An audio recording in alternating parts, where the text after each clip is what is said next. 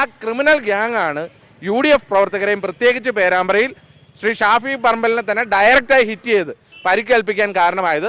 അവർക്കെതിരെ കൃത്യമായ നടപടി ഉണ്ടാകണം. ആ നടപടി ഉണ്ടായില്ലെങ്കിൽ അതിശക്തമായ പ്രക്ഷോഭം, അത് ആഭ്യന്തരമന്ത്രിക്ക് നേരെ മാത്രമല്ല, ഈ പോലീസ് ഉദ്യോഗസ്ഥർക്കൊന്നും പുറത്തിറങ്ങി ഡ്യൂട്ടി ചെയ്യാൻ പറ്റാത്ത രീതിയിലുള്ള വലിയ പ്രക്ഷോഭത്തിലേക്ക് ഞങ്ങൾ കടക്കും. അത് DYSP ഇന്നലെ ഭാഗികമായി സമ്മതിച്ചു കഴിഞ്ഞു, ഇത് പോലീസിന്റെ കുഴപ്പം തന്നെയാണെന്ന്. അതുകൊണ്ട് ആ പ്രതിഷേധവും ഉണ്ടാകും, അതിനൊത്ത നടപടിയും ഉണ്ടാകണമെന്നാണ് യൂത്ത് കോൺഗ്രസ് ആവശ്യപ്പെടുന്നത്.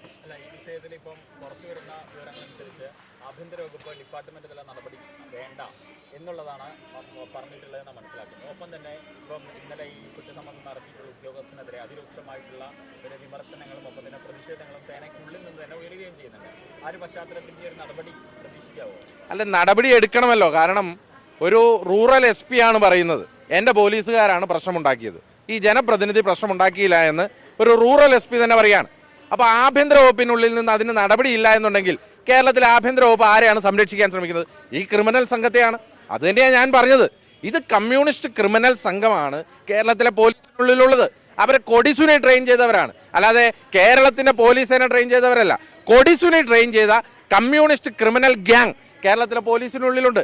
അവർക്കെതിരെ നടപടി എടുത്തില്ലെങ്കിൽ ആ സേനയൊന്നും പുറത്തിറങ്ങി പ്രവർത്തിക്കാൻ പറ്റാത്തവണ്ണമുള്ള പ്രതിരോധം തീർക്കാൻ ഞങ്ങൾ തയ്യാറാകുമെന്നുള്ളതാണ്. ഇപ്പം കഴിഞ്ഞ ദിവസം ഈ പോലീസ് നോക്കി നിൽക്കെ തന്നെയാണ് കാലിക്കറ്റ് സർവകലാശാലയുമായി ബന്ധപ്പെട്ട വലിയ പ്രശ്നങ്ങളുണ്ടായത്. മെഡിക്കൽ കോളേജിന്റെ ഉള്ളിൽ കയറി CPMന്റെ ജില്ലാ സെക്രട്ടേറിയറ്റ് മെമ്പർ ഉൾപ്പെടെയുള്ള ആളുകൾ പോലീസ് നോക്കി നിൽക്കെ KSU പ്രവർത്തകരെയും MSF പ്രവർത്തകരെ ആക്രമിക്കുകയാണ്. പോലീസ് നോക്കി നിൽക്കുകയാണ് കാലിക്കറ്റ് സർവകലാശാലയുടെ ഉള്ളിൽ കയറി അവിടെ പ്രവർത്തകരെ ആക്രമിക്കുന്നത്. നമുക്കറിയാം, അവിടെ വിദ്യാർത്ഥി പോലും അല്ലാത്ത SFI സംസ്ഥാന സെക്രട്ടറി കൗണ്ടിംഗ് സ്റ്റേഷന്റെ ഉള്ളിൽ കയറി സംഘർഷം നടത്തുന്നതിന്റെ ദൃശ്യങ്ങളുണ്ട്. എന്നിട്ട് ഇതേവരെ ആ SFI സംസ്ഥാന സെക്രട്ടറിയെ പ്രതി ചേർത്തുകൊണ്ട് ഒരു കേസെടുത്തിട്ടില്ല കേരള പോലീസ്. ഒരു പോലീസുകാരന്റെ കണ്ണിന് ഗുരുതരമായ പരിക്ക് പറ്റി, എന്നിട്ട് പോലും ഈ SFI സംസ്ഥാന സെക്രട്ടറി ഒരു വിദ്യാർത്ഥിയല്ല, കാലിക്കറ്റ് സർവകലാശാലയുടെ കീഴിൽ ഒരു വിദ്യാർത്ഥി പോലും അല്ലാത്ത SFI സംസ്ഥാന സെക്രട്ടറി തിരഞ്ഞെടുപ്പിന്റെ കൗണ്ടിംഗ് സ്റ്റേഷനിൽ കയറാൻ എന്ത് യോഗ്യതയാണ്, എന്ത് അവകാശമാണുള്ളത്? എന്നിട്ട് ആ ക്രിമിനൽ ആക്ടിവിറ്റി ചെയ്ത SFI സംസ്ഥാന സെക്രട്ടറിയെ സംരക്ഷിക്കുകയാണ്. ഇതുപോലെ കേരളത്തിന്റെ ക്യാമ്പസുകൾക്കുള്ളിൽ ഇതുപോലെ അക്രമമാണ് അയച്ചുവിടുന്നത്. ആ പോലീസുകാരന്റെ കണ്ണിന് പരിക്ക് പറ്റിയതിലെ അക്രമം നടത്തിയത് SFI സംസ്ഥാന സെക്രട്ടറിയുടെ നേതൃത്വത്തിലാണ്. എന്നിട്ട് KSUക്കാർക്കെതിരെ ഇവിടെ കേസെടുത്തിരിക്കുകയാണ്. അപ്പോൾ ഇതാണ് പറയുന്നത്, ഇവിടെ കമ്മ്യൂണിസ്റ്റ് സർക്കാർ ക്രിമിനൽ സർക്കാരായി മാറി എന്നുള്ളതാണ് ഞങ്ങളുടെ പ്രധാനപ്പെട്ട ഇത് മാത്രമല്ല, മെഡിക്കൽ കോളേജിൽ ഒരു ജില്ലാ സെക്രട്ടേറിയറ്റ് മെമ്പറുടെ നേതൃത്വത്തിലാണ് ആക്രമണം നടത്തിയത്. ആരാ ജില്ലാ സെക്രട്ടേറിയറ്റ് മെമ്പർ? അയാളൊന്ന് കൂടുതൽ അഹങ്കരിക്കൊന്നും വേണ്ട. മോൾക്ക് EDയുടെ നോട്ടീസ് കിട്ടി, മോൻ EDയുടെ നോട്ടീസ് കിട്ടി, മരുമോൻ EDയുടെ നോട്ടീസ് കിട്ടുന്ന ദിവസം ആ ജില്ലാ സെക്രട്ടേറിയറ്റ് മെമ്പറൊക്കെ ഇതിലൂടെ എങ്ങനെ നടക്കുമെന്നുള്ളത് ഞങ്ങൾക്ക് അറിയാം. അപ്പം അവൻ വിചാരിച്ചുകൊണ്ടിരിക്കുന്നത് പിണറായി വിജയന്റെ കൂട്ടുകാരനായ നരേന്ദ്രമോദി ഭരിക്കുന്നത് കൊണ്ടാണ് അവനൊക്കെ സുഖമായിട്ട് ഇവിടെ നടക്കാൻ പറ്റുന്നത് എന്നുള്ളതാണ്.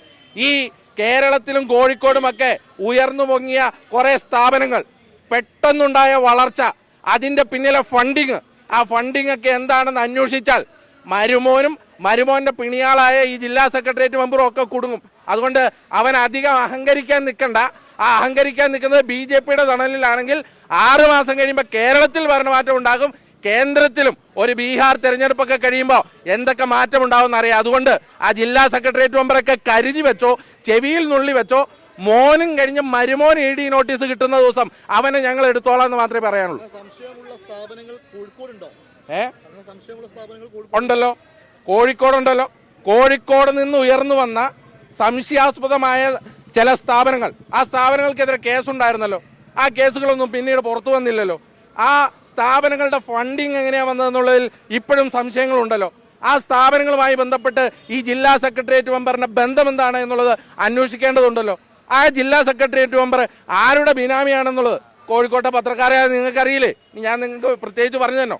കോഴിക്കോട്ടെ ജനങ്ങൾക്കറിയില്ലേ ആരുടെ ബിനാമിയാണ് ഇയാളെന്നുള്ളത്? അതുകൊണ്ട് ഇയാൾ അധികം വന്ന് അങ്ങ് അഹങ്കാരം കാണിച്ച് KSUക്കാരെ MSFകാരെ ആക്രമിക്കാനൊക്കെ ശ്രമിച്ചാൽ അതിനെങ്ങനെ മറുപടി ചോദിക്കണമെന്ന് ഞങ്ങൾക്കറിയാം. അയാൾ ചെവിയിൽ വിളിക്കൂ.